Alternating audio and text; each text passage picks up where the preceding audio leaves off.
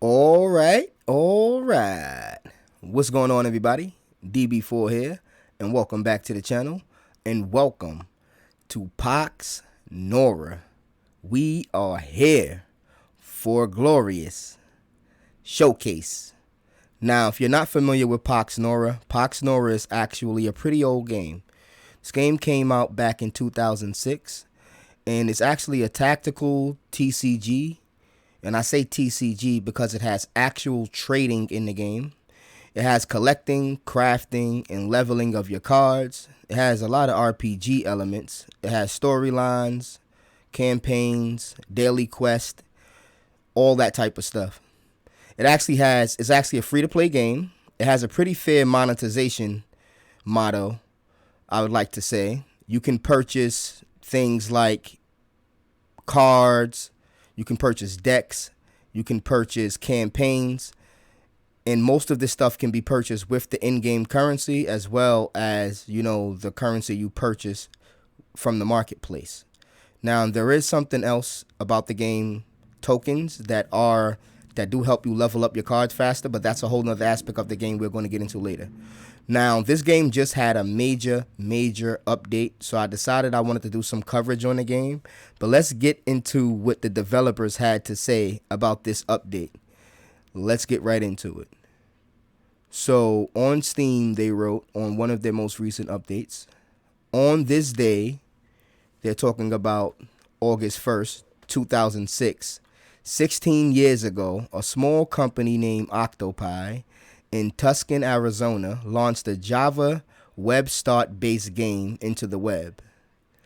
16 years later, PoxNora has 29 expansions, thousands of runes, and has been played by literally millions of players. On behalf of everyone on the team who've ever worked on PoxNora, thank you for your support over the years. It is truly inspiring to see that this community still exists, still banging those drums of war and fighting each other in matches. To celebrate this, we are deploying a small client hotfix, just like we do any other day. Happy Poxin. Signed Slugbait, and there's also some parentheses with Octopi from the years 2006 to 2011. That's actually when the game switched developers. And I think the original developer was Desert Owl Games, actually. Now, speaking of that, quick history lesson. PoxNora is actually an OG classic game. This is actually, in my opinion, the OG game of this genre. When this game came out as a tactical TCG, there were no other games like it. The only comparison you could make to this specific game when it very first came out in 2006 was obviously Final Fantasy Tactics and Magic the Gathering. And there weren't many games like Final Fantasy Tactics either. And there weren't many games like Magic the Gathering. So this was truly a unique gem for those times. Now, I played a bunch of this game back in 2010. On my laptop even. I used to play this game for hours and hours and hours. I have tons of hours in on this game. But then I stopped playing for a while. And then I picked up the game again during the PlayStation 4 era. Because this game is a free-to-play game and they uploaded it to the PlayStation 4 for free. So I downloaded the game and I played the game even more on PlayStation 4, believe it or not. Now, this genre of game really kicked off in about 2016. Now, that says a lot for this game. This game was out 10 years before it even had real competitors in the market or people even knew what type of game this was. So around 2016, the game picked up a lot. It got a lot of coverage. This genre, I mean, there's tons of games like it now, but this was really the original because, games like Duelist came out around that time, 2016, and even a fun game I used to play named Faria. That was a very fun game, very similar to Magic the Gathering as well. But this was still a unique gem, and during this time, PoxNora was going through a few developmental issues, and I think they were switching developers, so they had a little bit of a rocky transition, but the community kept this game alive. This game still was going. It had a micro community on YouTube. The Discord was still going off. They were still doing patches and updates. They were trying their best not to get this game shut down. And speaking of a game like Duelist that got shut down not too long ago by Bandai Namco, it's very important that games like this can get a breath of fresh air. You know what I mean? And I think someone's working on something like a Duelist 2. I heard something about up, and that's also important. Now, PoxNora, with the community keeping the game alive, they somehow got control over the game where they were able to make micro patches and stuff like that, but they still had a lot of client side issues. Now, they were trying to work on a part 2 at one point. I was following that progress, but then I lost track of it somehow, and then, you know, it kind of faded into the wayside. They did a few updates after that, but now somehow they did a complete update of the client. This is a completely brand new game, basically. It's basically a remaster. The entire client is new. They did a lot of bug fixes to the game, a lot of graphical improvements, a lot of UI improvements, optimization, the whole 9 yards. So me looking at this game now, everything just looks better.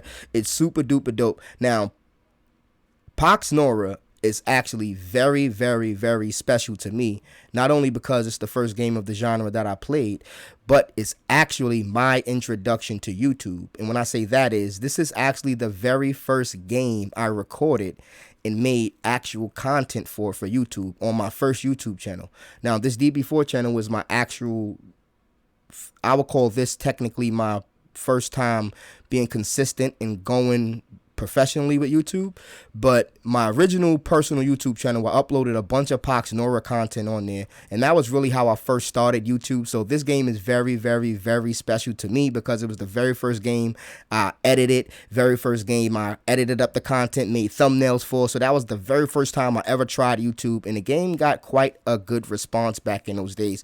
It actually inspired me to create this entire DB4Me gaming YouTube run. So salute to PoxNora.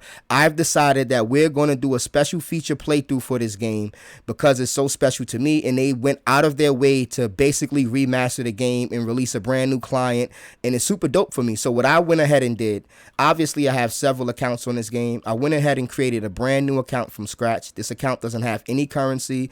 It hasn't done anything. I don't have any playtime at the moment on this account. I still have my PlayStation 4 account, and also still have my PC account, and my original account that I have hundreds of hours on is somewhere floating around on the internet. But with all that being said, with the long intro, I do apologize for that, but I had to get all of that out the way because this is such a dope game. We're going to be doing a special feature on this game, so we're going to play through the very, very beginning, starting part of the game. We're going to play through the tutorial. We're going to play through the faction missions because that's the way you're going to get your decks, because you start the game, you have one deck, and you don't really have any other decks. So the best thing to do is to do the tutorial first, and then we're going to go into the faction quest. But for this, the rest of this episode, we're going to go ahead with the tutorial mission. So I appreciate everybody for tuning in. Thanks for being here with us for this special feature, but we're about to get right into some gameplay. All right. Now, with the long intro out of the way, I had to get that off. I had to show PoxNora its justice and its glory. This is an amazing game. With the long intro out the way, let's get right to the basics. We're going to complete each training mission, play through the 3 tutorial missions to learn how to play, and beat the 8 faction missions to earn a deck for each faction. Now, this game has 8 separate factions that have very unique mechanics. They have their own storyline, and a lot of the storylines interact. There's a whole campaign with this game. We're going to go through that later on too. But for now, let's just check the basics. What you will learn in the basics is you'll learn how to navigate, how to move your pieces, you know, what the Nora means and everything like that.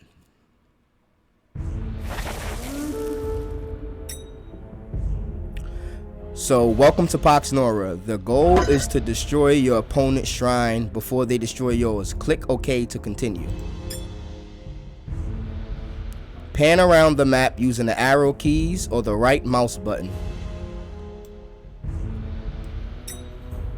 You can grab the map and move it, or you can use the arrow keys to move up, down, left, right. Deploy a champion. Click and drag the indicated champion from the rune deck to the highlighted space on your shrine. Now, these are your runes, which are basically your cards, and these are champions. Now, when you start the game, you draw a random amount you draw 7 cards, just like any other card game, and you're going to keep drawing a random card each turn, unless effect prompts otherwise. Like sometimes you can draw 2 cards a turn, but for now we're going to take this champion here and deploy it on a rune deck near our shrine. Now, your shrine is your deployment zone, and you can only deploy champions at the start of the game in a deployment zone that you occupy. So we're going to take this champion and place it right here. Click end turn to end your turn. Now after you can't do anything else, we can't really spend any more money, so we're going to end the turn. And this is the resource of the game. It's Nora. Each turn you gain a set amount of Nora. And there it goes. Going to explain it. Nora is required to play runes from the rune deck. You will generate Nora at the beginning of each turn. Deploy the newly indicated champion. Like I explained, we're getting 45 Nora per turn, and we have a total of 103. Now each champion has a Nora cost. As you can see, this champion costs 76 Nora to deploy, and you can get a complete information screen about the cards if you right click them. We'll explain a lot of that later, but for now we'll take this champion and deploy him up here like instructed. Alright, now let's get into action points. That's how your units move around the map and attack as well. Action points are generated by champions at the beginning of your turn based on their speed, their SPD stat. AP is typically required to move and perform actions. Click OK to continue. Click on the indicated champion to select it. Movement normally costs 1 action point per square. Click on the indicated location to move to the selected champion there. Alright, now what we want to do is we want to move this champion to this square. It's going to cost us 3 action points, and we'll have 3 action points left. Nora fonts increase the amount of Nora you will generate each turn. Nora fonts are captured by your champions. When there are only your champions within the radius, click on the Nora font to see the capture zone. Now look, when one of your champions is in this capture zone, it'll capture this Nora font, and then this will become a deployment zone. Control of Nora fonts transfer between turns. So basically we'll capture this during the end of the turn. Click end turn to pass the turn and watch the Nora fort change their control. Yeah, when you move there, you don't capture it immediately. You only capture it at the end of the turn. And you only got to have your units there. If there's an enemy unit there, the font will stay neutral, and you'll have to fight over it and basically get the enemy unit off of these deployment squares, and then you can capture it. And each faction has a unique looking deployment zone area, so you can tell the difference of who controls what. This faction, the undead faction, has a sort of a black undead zone with, you know, some opacity missing. It looks pretty cool. This looks more like stone. Alright, now it says select the indicated champion to see its information panel. You can hover over the items in the panel to see the tooltips for each ability. Now we selected this champion, the Broken Bones. It has 7 attack. This is his damage. 7 speed. This is how much AP he regenerates each turn. So he's pretty fast. This is his range. He has 1 range. He can only attack for 1 square ahead, or 1 square in any direction. Then this guy has 1 defense. It minuses 1 damage with the modifier, and he has 10 health. Now we can also hover over his attack. He has basic attack. It's a physical attack. It does 3 AP damage. He also has a berserk attack. It gives him +2 damage, and he becomes a berserk, which means he gets -2 defense for 2 turns. So these are his abilities. Each time you use an attack, the abilities typically get stronger or more expensive to use after the first attack. So if you want to attack twice, it's going to cost way more AP than 3. So you got to keep that in mind. Now if we select our unit, we can see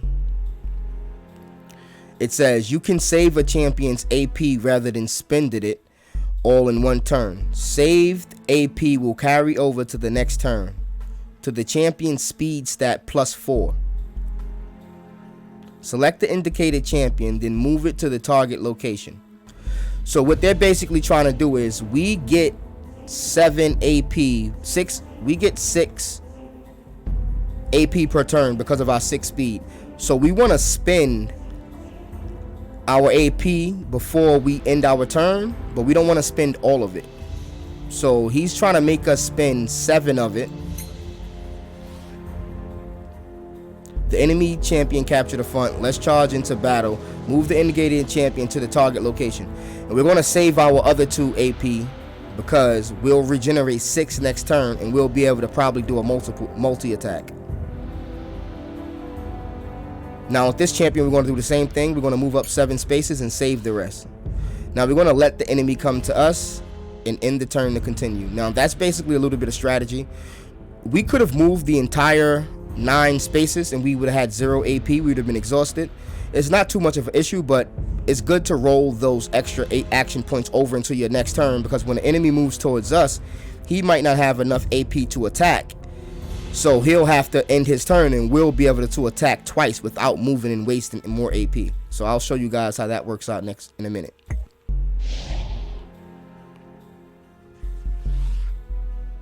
Alright, now he moved over to us and did a berserk attack. I'll cut you in half. He moved over and did an attack as well. Now as you can see, we took damage. Haha. Select the indicated champion. Click on attack physical, then select the indicated champion to attack. You can also press A to activate the ability. Now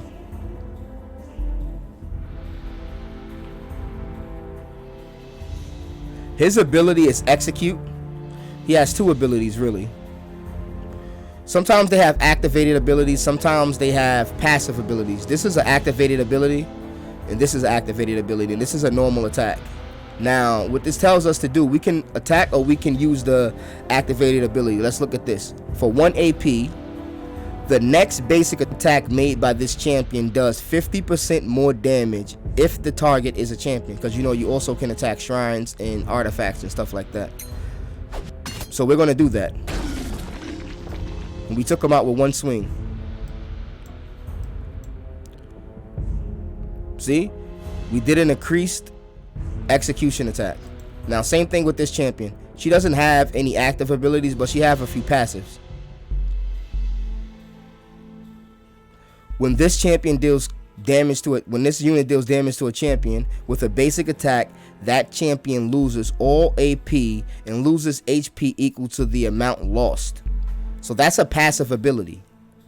There's a few more passives she have that you can read and go over, but we'll explain these abilities later because they come up a lot and they come up often. Let's just learn how to attack for now. Now for 3 AP we can attack. Now as you can see, the attack got more expensive this time. It's cost 5 AP. Typically when you attack, to attack again, it's going to cost you 2 extra AP. Now notice that the first attack consumed 3 AP. The next attack will cost you 5 AP as indicated by the value below. Attack again. That's why it's good to roll over AP into the next attack, because since you genuinely generate 6 or 7 per turn, it's good to keep 3 or 2 just so you can attack twice if you're in range of a enemy. Now as you can see, it went up to 3 plus 3 this time if we want to use this attack again, but obviously we don't have enough AP. Abilities are not what make the champions in PoxNora unique from each other. Select your Barbarian Elite and get some AP when you activate Shine Exertion.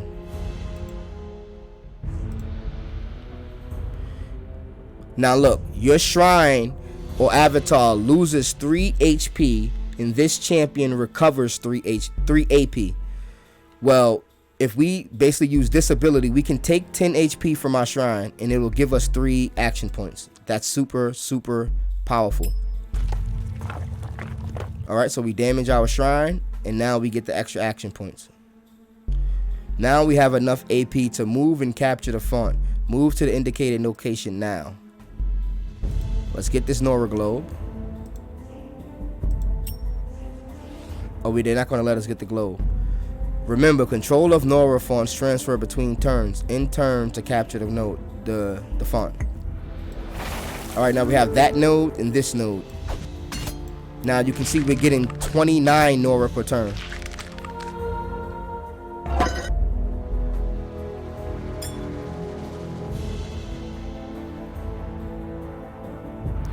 Nora fonts you control also serve as deployment zones. At your new font, deploy a plain savage. Let's deploy one of our bigger units. You're on your own now. To win the game, destroy the enemy shrine. Alright, now the main goal is to basically destroy this enemy shrine. It has 40 HP and no, it doesn't have any armor at the moment. And I think they take 50% less damage from spells. Actually, this is a dead magic zone, meaning you can't even activate spells near this specific faction shrine. So now we can do basically what we want to do. What I want to do, I can end this a little bit quicker if I just summon a few more guys on this side of the map. And should I be greedy and go get this? No, let's see if I can get the kill here. All right, I'll attack this guy with my normal physical attack. All right, I didn't take him out. Now I want to see if I can go attack him with this guy. All right, it's going to take us 8 to get there. But we can use this ability again and get enough to attack him. Or we can just go start attacking the font. I'd say we get rid of this guy so we can keep this guy alive. So let's move over. Use this ability to get 3 AP, and that's all we need for the next attack. There we go. Now we can take this unit, pick up this Nora globe. We got some extra Nora for that, and we can also put this unit behind that unit for protection. What I'm also going to do is, now that I have extra Nora, I'm going to deploy a renegade right next to their font. Or actually, let's deploy the renegade up here. It'll take some more time, but it'll go pick this up. And now we can end the turn. Now, as you can see, it's very similar to games like Duelist and Final Fantasy Tactics. Alright, we're going to move forward with our Plain Savage. Now, as you can see, he has a range of 2. 8 damage and 1 defense along with 6 speed, and he has 42 health. So he's way more powerful than that skeleton. Or even our other units. Now we're going to move up to this square right here and deal a decent amount of damage. This guy's going to go over here and capture this Nora globe and save the rest of his AP. These two are going to double team this unit. Going to start there. We'll continue with the next attack.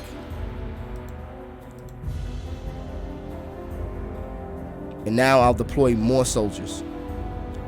Let's deploy a Hound Master over here. And we'll end our turn after that. Now hopefully this guy survives. I doubt it. Alright, cool. At least he can't move to pick this globe up. So we should be able to get good revenge. Now we'll attack his shrine. Now there is one more thing I want to explain about the units, if they'll allow me to show you guys. If you look down here, it says CP. This is actually the level or the experience of your card. Each card, as it kills other champions, I think it's specifically other champions, you gain experience, and sooner or later you'll go up to rank 2 and rank 3. I think rank 3 is the highest for each card. And as you go up rank, you'll be able to unlock different abilities for your cards. Usually they're just stronger versions of the abilities you have, or it may be a passive. So I wanted to explain that too, because when you get to the marketplace, you can actually purchase coins or tokens that allow you to just give your cards experience. Now I wouldn't say that's pay to win, but it is a way to fast track the grinding in the game. But if you play with a deck, or if you play with cards, you're gonna level them up naturally. Because really the only way to win is to attack other champions. You really won't win any games trying to avoid attacking champions. Yeah, there we go.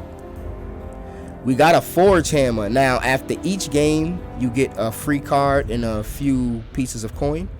Pretty dope. That's a lot of coin actually for a start. And the cards you get after each match is completely random. So there we have it. We have the intro tutorial mission to to PoxNora. Now let's move on to the next one. We're going to go through runes. I wanted to read this before, but let's read it. Let's read this now. What will you learn? We'll learn how to use equipment on your champions, because there is equipment in this game, and inspect their effects. We'll learn how to cast spells from your rune dock to the map. We'll learn how spell casting, because there's a lot of spell casting, and we'll learn how to deploy relics and use the champion abilities. We used some champion abilities in the last match, but it's going to be a lot more detailed with this one. Now, as you can see, this game is sort of complex, but if you played these type of games before, you won't have any problem with that, in my opinion. You know what? Speaking of which, I'm going to do my best to fix the audio too next time. This audio is definitely loud. So far, you have dealt with champion runes. There are 3 other kinds: spells, relics, and equipment. Click OK. Equipment can be placed on champions to give them an advantage. Equip your Barbarian Elite with the indicated equipment, Holy Mace. Now we're going to equip the Holy Mace. We can take a look at it. Hunter, Forsaken Waste, Hunter, Underdepths. Now we drag the equipment to the top of the champion we want to equip it to. This champion is now equipped. Open the detail view for this champion by pressing escape or clicking on his portal. Then close the detail view when you are ready to continue. There we go. Let's go to the options. Yeah, let's fix this music. It is epic music. I do appreciate them putting in work like that for the music, but yeesh, it was definitely overpowering. All right, now we can see the details. Has Hunter Forsaken Waste. When this unit would deal damage to Forsaken Waste champions, that's champions from a specific faction, that damage is increased by 2. When this unit would receive damage from Forsaken Waste champions, that means it's decreased by 2. So this basically gives you a buff versus a specific faction. Same thing with Underdepths. Same exact text. It's just that it's for the Underdepths faction. So you get Hunter Underdepths and Hunter Forsaken Waste. There's other types of Hunter abilities like Hunter Walker, Hunter Flyer, meaning if you attack a hunt, if you're a flyer and you attack a ground champion, it's +2, and then a decreased damage on the way back. Same thing. Click the attack button and then choose your target. Click the Bone Mauler. Absolutely.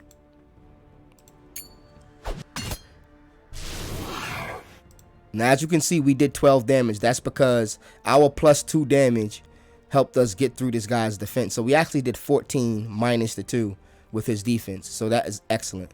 That's all for now. Click in turn.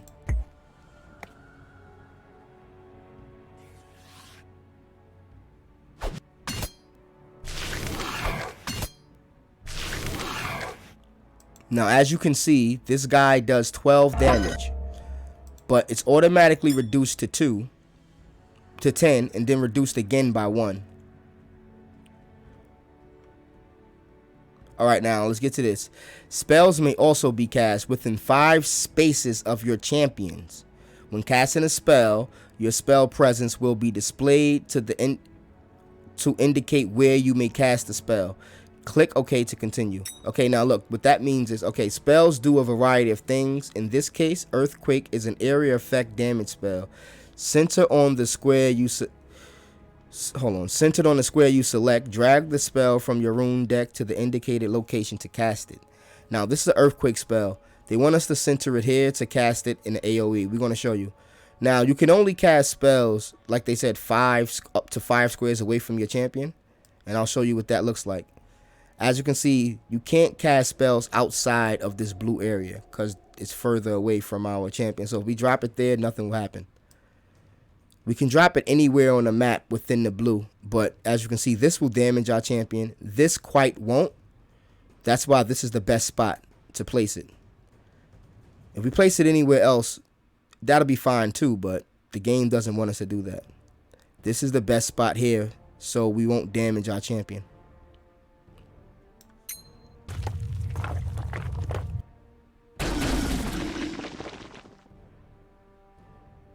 When the champion is killed, it drops a little 15% of its Nora cost on the field as a Nora globe. Pick it up by moving the champion to it. We explained that last time. Well, 15% of whatever the champion costs when it dies, it's going to drop it as a globe, and you can pick it up to collect it. The Skeletal Berserker is not currently in your spell present. Let's move into range.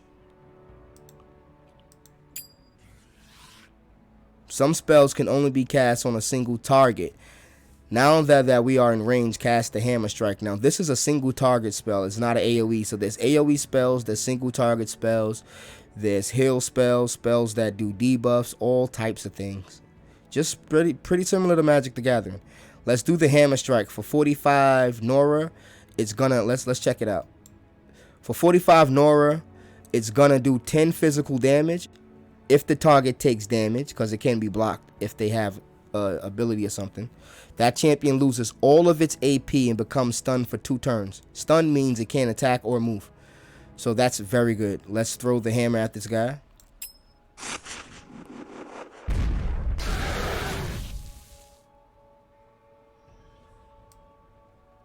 Now it says the lower font is being defended. Let's move down and contest it.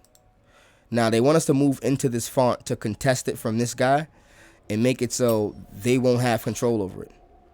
If there are both friendly and enemy units in the font, it is considered contested and neither player will have control and will not generate Nora for either player. End your turn and continue. Now this font is contested. Nobody's making any Nora from it. You have to have one friendly unit on the Nora font and that's it. Relics are units that cannot move but can be very useful. Relics can be deployed near your shrine, your fonts, and control. It can be deployed near your shrine, the fonts you control, and next to your champions. Deploy the Nora Mine. So let's deploy this right next to our champion.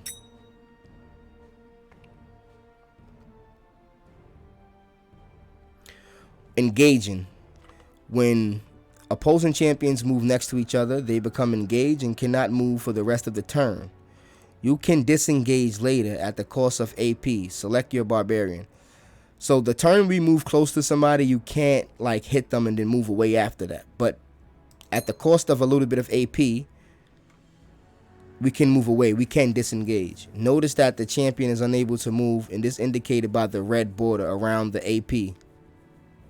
As you can see, we can't move. Click OK to continue. Since it was... Oh, wait.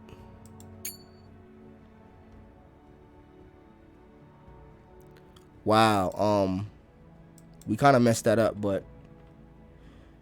by accident. Place the relic.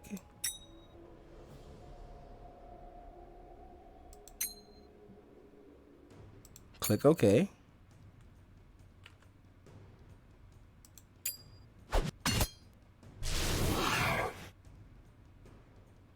Let's use the execute ability. See, execute, I explained earlier, it gives you plus 50% damage if we attack.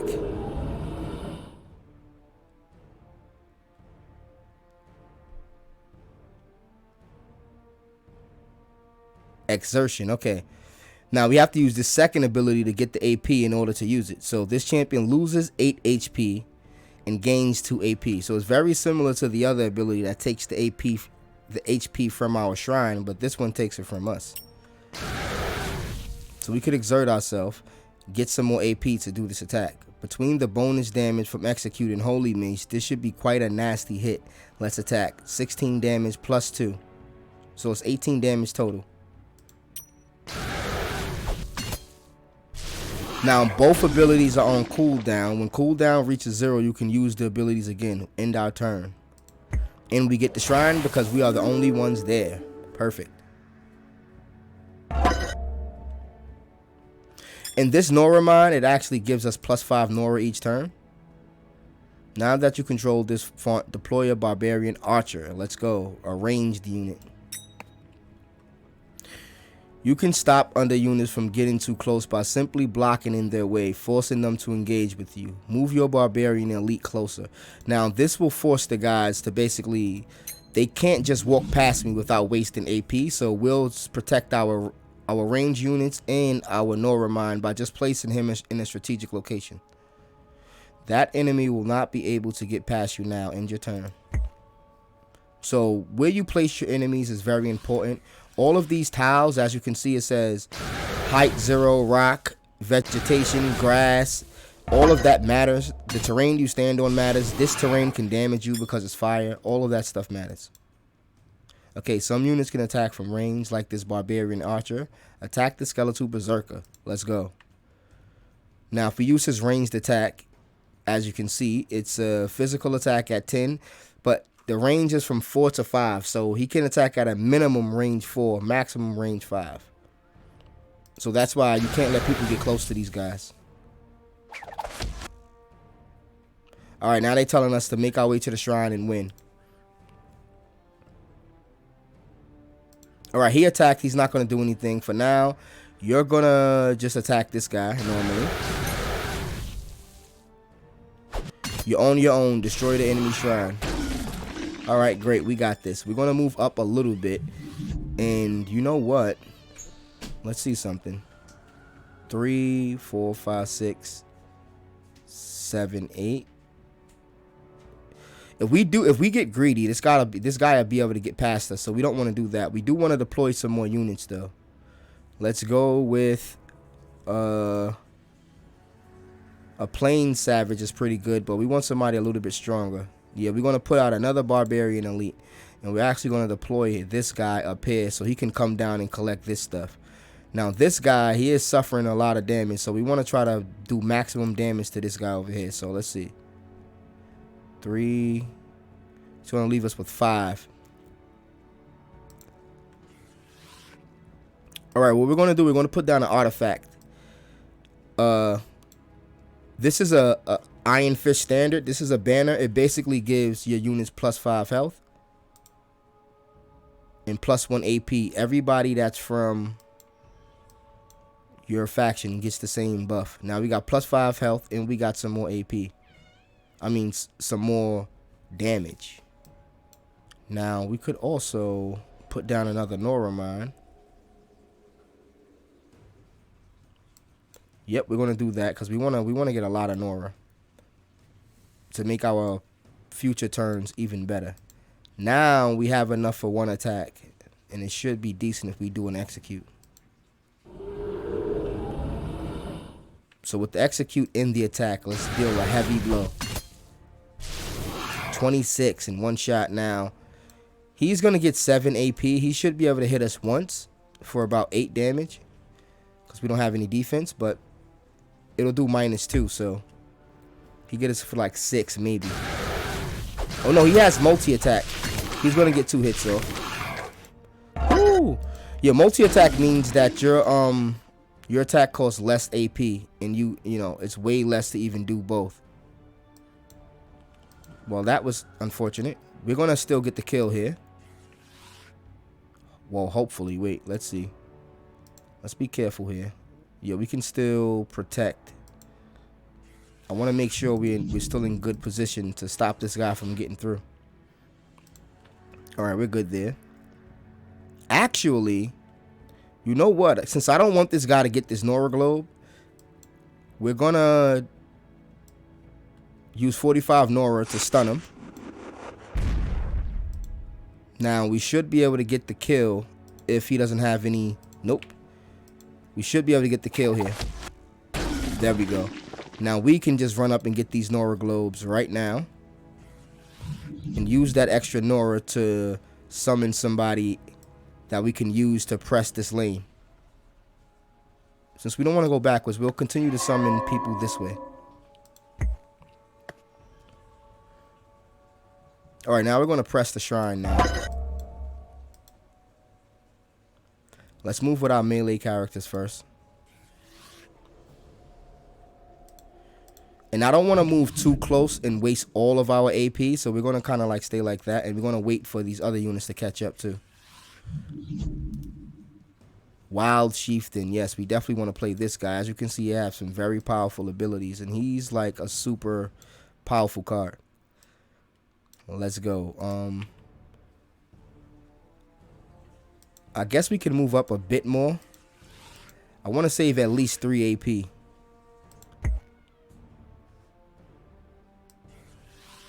Good, he came to us with no AP left. Great. Now we have 10 AP with both characters.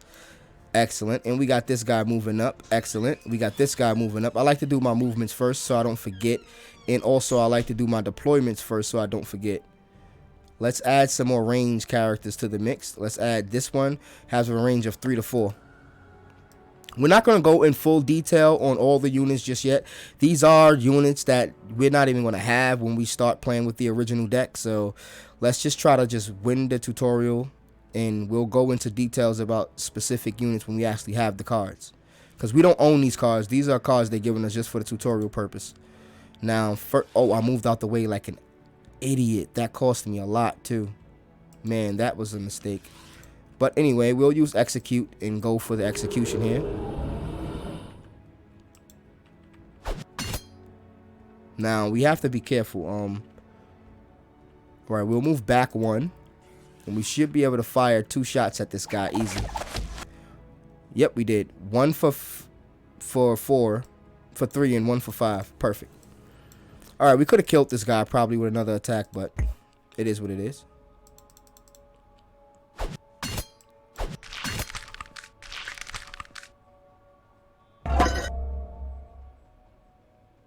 Alright, now we can move in. This guy's gonna go head straight to the shrine. This guy's actually gonna take the shot, get the kill, and let this guy move straight to the shrine and start damaging. You can actually get in place too. You can move up, sir. There we go. 10 damage. Let's move in with our ranged characters. Let's bring in some more pain, actually. These guys have good damage.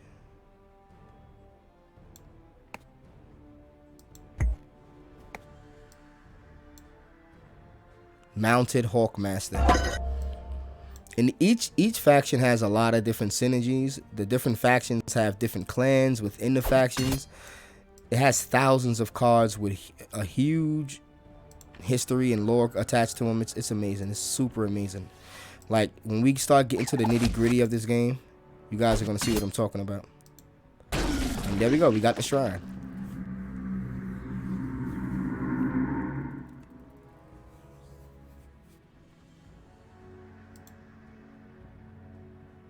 Earth God Sigil. Now, these cards are going to persist.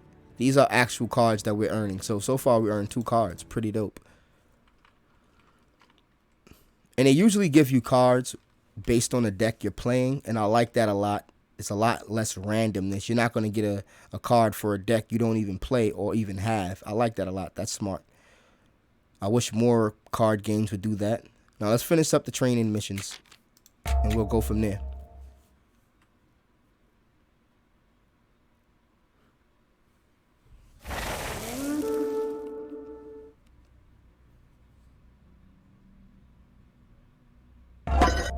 All right.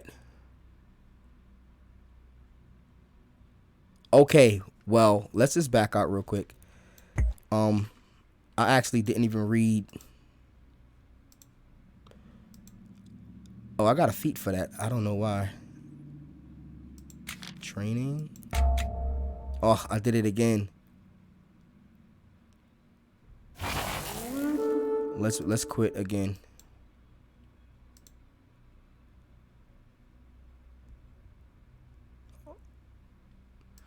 I'm pretty sure that's just the amount of gold I have. No. Huh?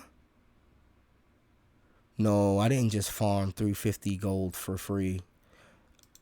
That may be a super glitch. All right. Now, in this one, it's called the run through. They want us to play the game on your own, capture Nora forms to gain a tactical advantage, moving as a group to attack your opponent with multiple champions. Now, that's basically what we were just doing. We attack with, it's basically you want to get as many 2v1s as possible to get the advantage in battle, because a 1 versus 1, it is going to last a while. You're not going to, usually you can't take on one champion 1v1 even if you're very powerful typically.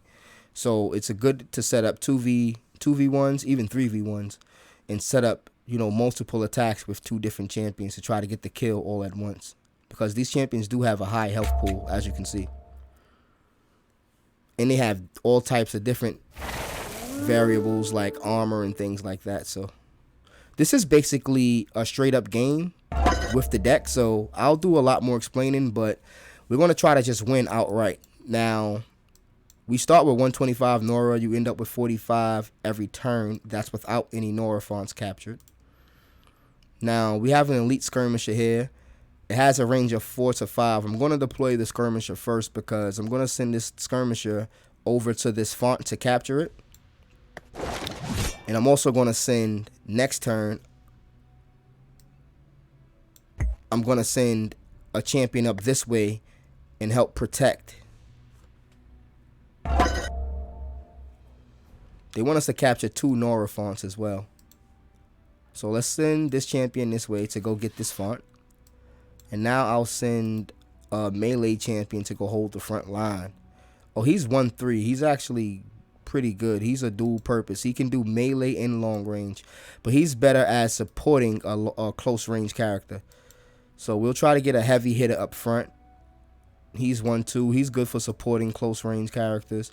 Barbarian Guardian. Oh, yes, we're going with this guy. This guy gets, he has courage. He gets +2 damage and +1 defense for every 8 HP it is missing. Stacks up to 3 times. So he can get a +3 defense modifier before he dies and a +6. So he's going to be like 15. He's going to be destroying things on the front line. And he has tough. Man, so he takes 1 less damage no matter what. That's not including his armor. So he effectively has 3 armor no matter what. Even moves that avoid armor, his tough still blocks. Because some moves, you know, avoid armor. So let's put this guy out. He is badass. Barbarian Guardian. He's definitely the Guardian. Alright, we're going to end the turn there. And you have to be careful. It's like chess a bit. Because you have a timer. You have a total of 5 minutes to play, you know, per turn. You can't sit there forever. Alright, let's move this guy up. Let's capture the font with this guy. As you can see, we're in the range of the font. Now we can just end the turn. We have a good setup here. We're not going to deploy any spells or deploy any, what's the name, just yet. Your mother was a hamster. Oh my god. The wise cracks. And as you can see, the enemy basically did the same thing. They're going to send their range character to the font and send their melee up front to protect it. It's basically a sound strategy, to say the least, you know. I'm going to save enough for an attack with the range character here. And I'm also going to move over just a bit to make sure this guy can't get past us. Now, he's a big boy. He's not going to be able to get past us that quick. So we'll be good right there. Now, there's a few things I could do. Let's do some math here. This guy can move about 1, 2, 3, 4, 5, 6 spaces. He only get, yeah, he can't attack us even if he move up to us. So we don't have to worry about getting damage this turn. So we can save all of the defensive abilities we wanted to use. But we can deploy some other interesting people. Like this guy, this lady, the Huntress, she's good because she's also more range. And she can summon her own pet boar. That's a melee character. Or we can get some more close combat characters out there that serve dual purpose. Like somebody like this guy. And we can shock other people for 3 turns. So let's pull this guy out, the Barbarian Bolt. Because he can close the distance pretty fast with 6 speed. And he also has a passive ability, a passive debuff that goes with his ability. And he can attack from 3 away. So let's do that. And before we forget, let's put down the standard to make sure all of our units from now on will also have +5 health and +1 damage. So I don't want to forget to do that.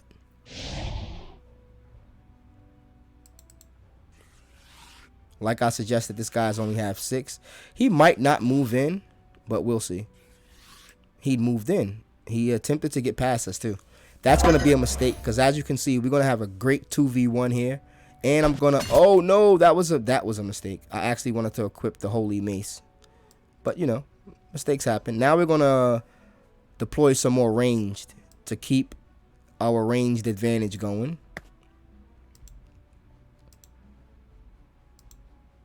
You move up to help this guy. You, my good sirs. Yeah, we don't even have enough for the Holy Mace. Well, I'm glad I didn't use it then. We can get a double attack off here. Now, look. This champion makes a basic attack against the champion. If it's successful, it does another free basic attack. It's basically a barrage. So let's do barrage because we can afford the 4 AP. So that's 2 attacks right there. And we could have still afforded the extra physical attack because we only used that attack count as 1 attack, even though I did 2. So we can move up slightly and actually hit this guy again. So look, 3 attacks with our elite skirmisher with that ability there. And let's move up to engage to ensure that this guy can't get to our range guy. Because he can't just walk right past us. Because during the turn you engage, you can't move away. That prevents guys from just moving directly past units. Even if you want to spin the AP, you'll have to stop for 1 turn at least. So let's end the turn there.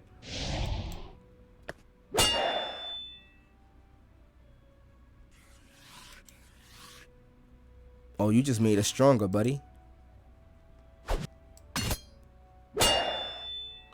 Yep, you just made us stronger. Yep.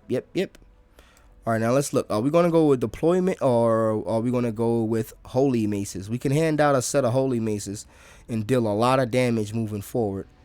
But we kind of want this guy to take damage to slowly get up, and we'll give him a holy mace down the line. But for now, I think we should go keep bringing in some long range guys because it's going to be a while before these dudes can deal with our front line. So let's actually strengthen that up while I speak on it. Get him in range. He'll fire a shot. Oh, she'll fire a shot. There we go. Pretty easy. We want some more range people out. Because we have a 3-man front line, which is pretty dope in a mid-level guy. So what do you have? Let's see. We can save a lot of his stuff. He only has 6 AP, but he can get the job done.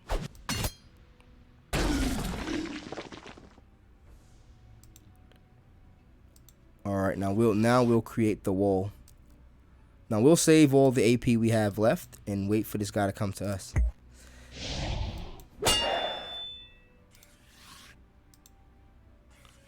Ham sandwich, really? A crawling corpse? Now this guy has 3 defense, so yeah, we have to consider that.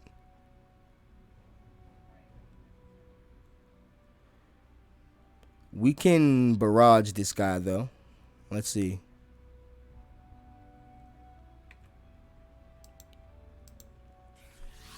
Let's bombard him with a bunch of ranged attacks. As you can see, that 9, that 3 defense is very good. He effectively survived a 3v1. No cap.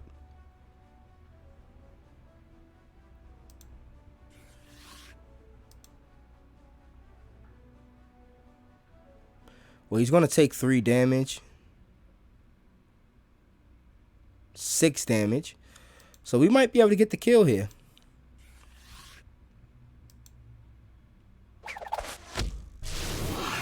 Yeah, we got the kill.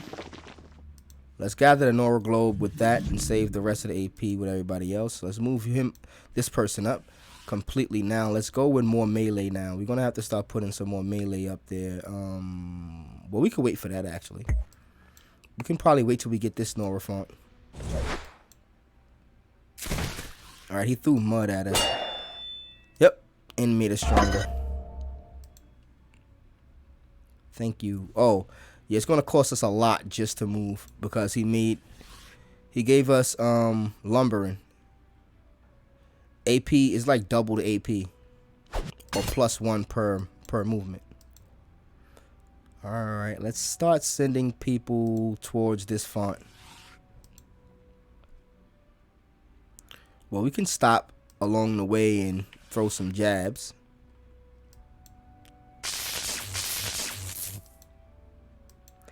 Man, these things, man, they're very, very, very resilient.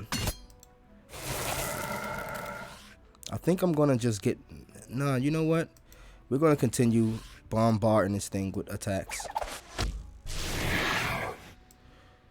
Let's get some more range characters out.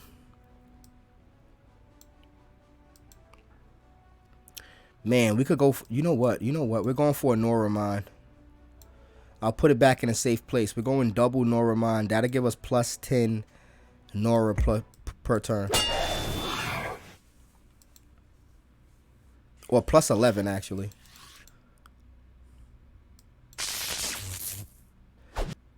We may be able to leave this guy alone. No, he's only going to take 4 damage next turn. Oh, he's doing a lot of damage to our guy. Well, we can get the kill here for sure.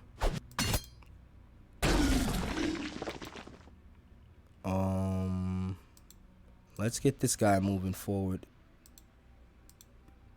Yeah, he still has lumbering. Well, we're gonna block this dude by just engaging him. We're gonna engage this. Yeah, we're engaging here. We're gonna go for the full move forward, and we're gonna try to get an attack off here. Let's see. Can we be more enticing than... We want to make a better target for this guy, this person, this champion, than our guy here, because we don't want him to take him out. Well, we got to move forward 1. Okay, so let's just go over. I shouldn't waste that. Now we have... All right, now we have the range. Cool. And you know what? Let's just stun this person, this champion. Oh, a no spell zone. That's right. We can't cast spells in these zones. Great. No problem. Let's get these units moving forward. And let's continue bringing in the reins, man. Another barbarian bolt.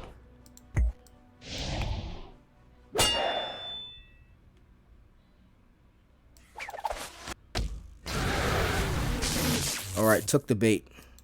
Didn't go after this guy. Perfect. All right, we can take this font. It's probably gonna kill us, but we could take it. And I am gonna take it actually. Taking it, and I'm taking this fight. All right, we're going there. Does it still kill you to move? It damn near does. Well, we're gonna get as close as possible to this thing to prevent it from doing interesting stuff. And we're gonna team up on this guy. Back up 1.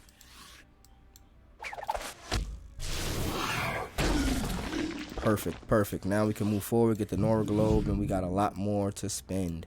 Can we get an attack off here? We definitely can. Let's go. I'll take that lightning attack. Oh, can we stun now? Yes, we can. Yes, lose all of your AP. Thank you. And you can't attack next turn. I don't mind if I do. We'll move forward. There we go. Now we should be good when I ending our turn there. Now, as you can see, there's a lot of tactical strategy elements to this stuff. They have long range, close range, mid range units to add some variety. They have summons that are like tokens. You know, they don't count as a unit. They don't drop Nora Globes or anything like that. But they can pick up Nora Globes and just piss the enemy off doing things like this. They do count as a full engagement as well, so we are technically engaged.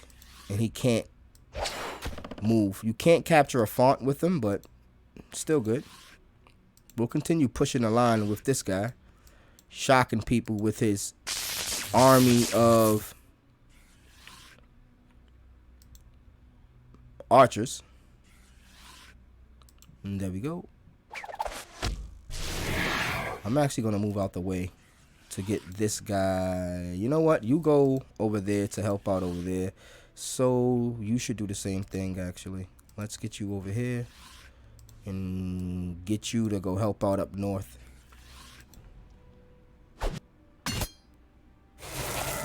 Actually, that's a clap. We're taking that.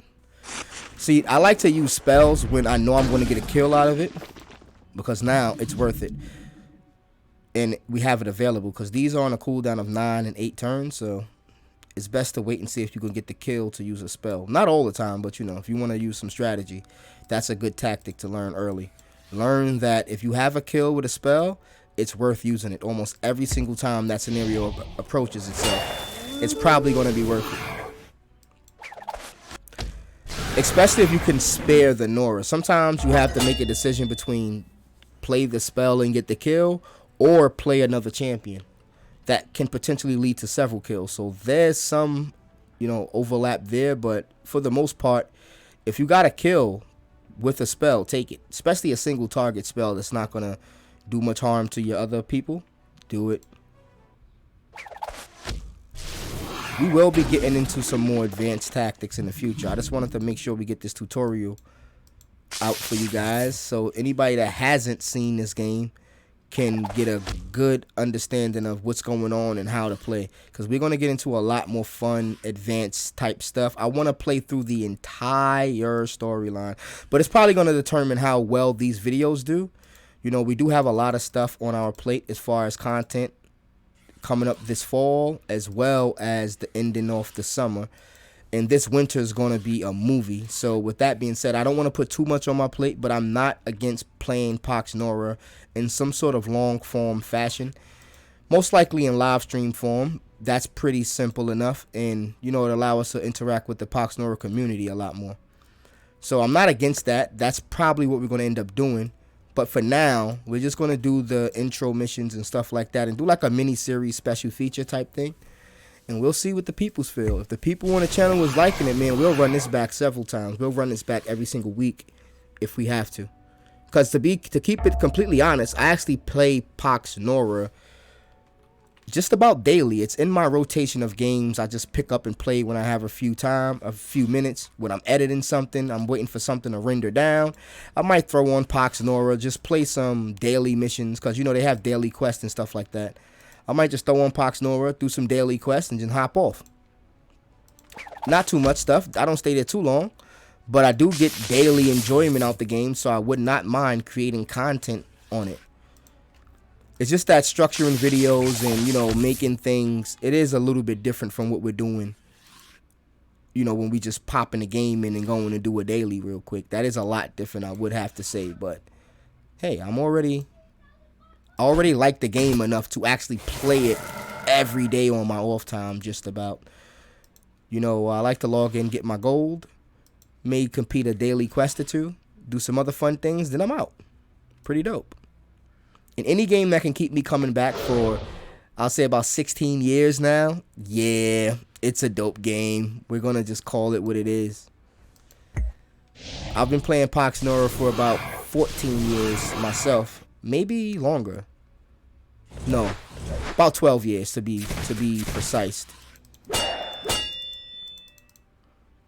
So yeah, and 12 years later, I'm still excited to play this game and make content on it. Back when I first played this game, I didn't think I would be a YouTuber or nothing like that, but I definitely watched content on it on YouTube, so it was one of the very first games I watched YouTube a lot of, to believe it or not, because it was like, oh, what is this new game? And there was nothing like Final Fantasy Tactics like back in the day, so it was like, it was hard to find anything like Tactics, really. So when this came out, it was like, whoa, what is this? Amazing. But yeah, there we go. There we have it, folks. And I apologize for the audio. The audio is a little bit off all game.